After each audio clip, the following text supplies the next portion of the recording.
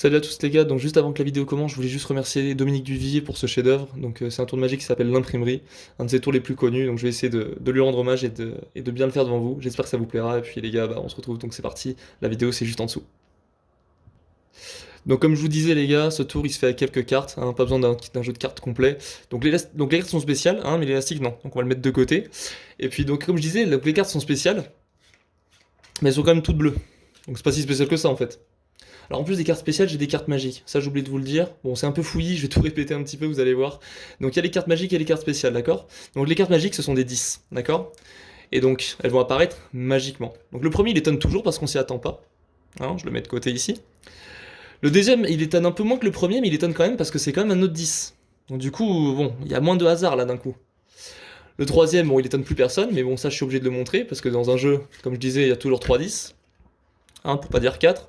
Parce que bon, 4-10 ça paraît normal, hein, c'est vendu avec dans un jeu.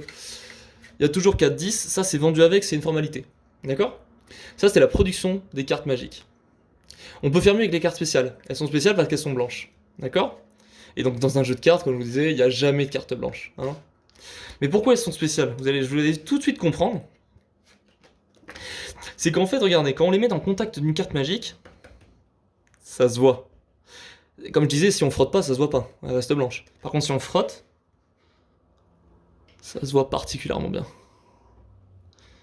Je vois que ça vous a plu, hein, les gars. On peut le refaire, allez. On est en contact d'une carte magique, effectivement, ça se voit. Bon, faire attention parce que quand ça n'a pas encore séché, du coup, ça déteint un peu, et du coup, ça fait vite des conneries. Ouais, ça vous a plu, les gars.